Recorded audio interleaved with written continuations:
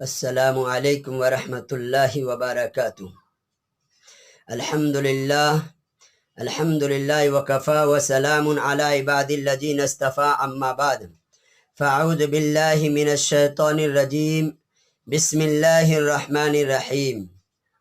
کل نفس ذائقۃ الموت، صدق اللہ العظیم۔ میرے محترم بزرگوں دوستو، میں نے جو ابھی آپ کے سامنے قرآن کریم کی ایک چھوٹی سی آیت تلاوت کی، جس کے اندر اللہ رب العزت ارشاد فرماتے ہیں کہ ہر نفس کو موت کا مزہ چکھنا پڑے گا۔ یہ موت کا لفظ ایسا بھیانک اور ایسا خوفناک لفظ ہے کہ بڑے سے بڑے پہلوانوں کا بھی جو ہے نا لفظ موت سن کر کے کانپ جاتے ہیں۔ میں آپ کو ایک قصہ سناتا ہوں۔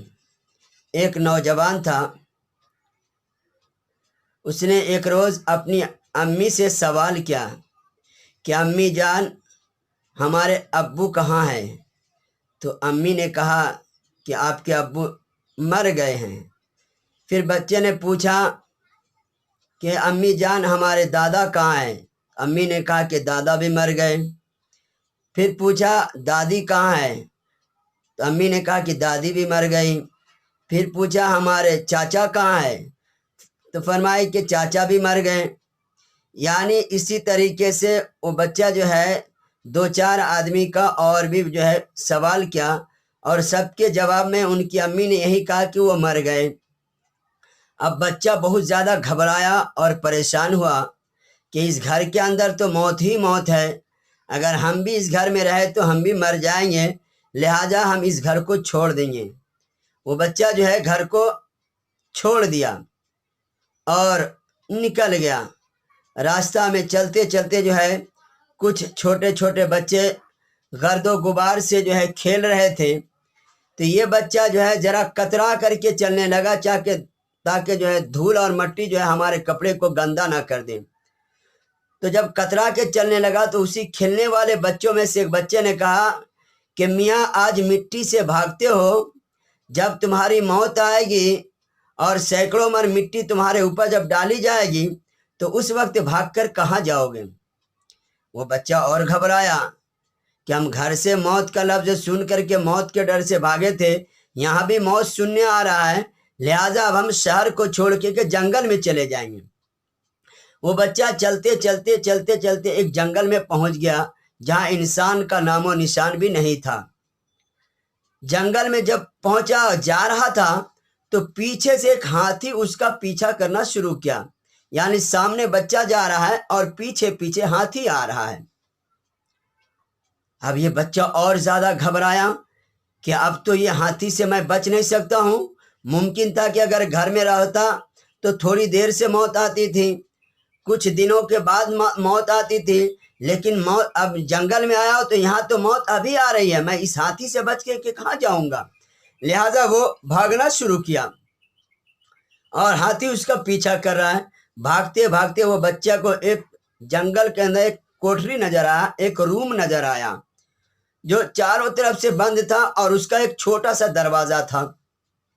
وہ بچہ سوچا اگر میں اس کمرے کے اندر داخل ہو جاتا ہوں تو ہاتھی سے بچ جاؤں گا، لہٰذا وہ یہ سوچ کر کے وہ بچہ جو ہے کمرے کے اندر داخل ہو گیا۔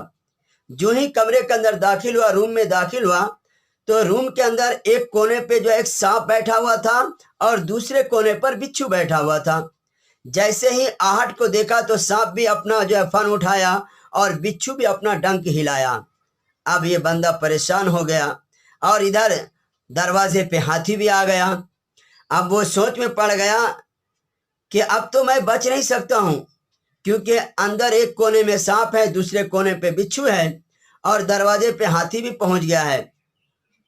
اس وقت اس نے اللہ کو یاد کرتے ہوئے، اپنے پالنہار پروردگار کو یاد کرتے ہوئے سجدے میں گر جاتا ہے اور کہتا ہے یا خدا، میں تو موت کے ڈر سے گھر سے بھاگا تھا، لیکن اب مجھے یقین ہو گیا کہ موت سے کوئی بچ نہیں سکتا، اے اللہ تو میری جان کی حفاظت فرما۔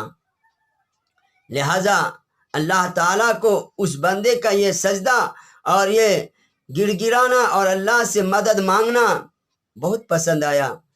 آہستہ آہستہ کر کے سانپ جو ہے روم سے باہر ہوا، اور بچھو بھی جو ہے آہستہ آہستہ کر کے روم سے باہر ہوا، اور بچھو نے جو ہے اس ہاتھی کے سونڈ میں ڈنک مارا، جس سے ہاتھی چیخ کر کے اسی جگہ ڈھیر ہو گیا، یعنی ہاتھی مر گیا۔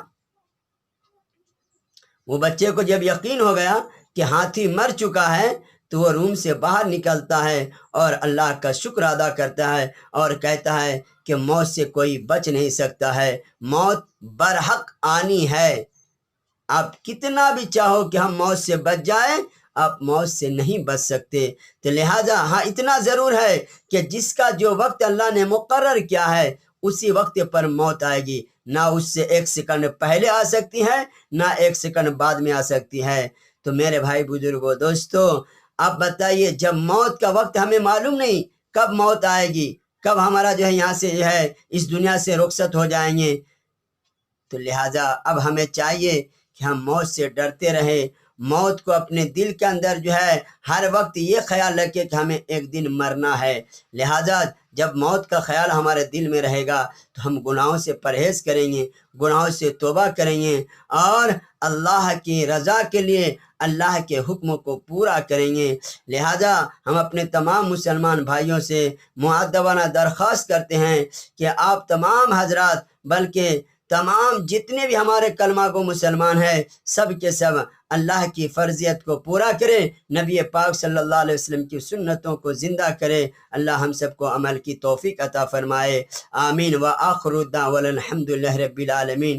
جو سب ہمارے چینل رمضان SPL معصوم کو سبسکرائب نہیں کریں، مہربانی فرما کر ہمارے چینل کو سبسکرائب کریں اور بیل آئیکن کے بٹن کو دبائیں، اور ہماری بات کو ہمارے دوسرے مسلمان بھائیوں تک پہنچانے میں ہماری مدد کرے، خوب زیادہ سے زیادہ شیئر کرے، کیونکہ دین کی بات دوسروں تک پہنچانا بھی کار خیر ہے۔ اللہ عمل کی توفیق عطا فرمائے۔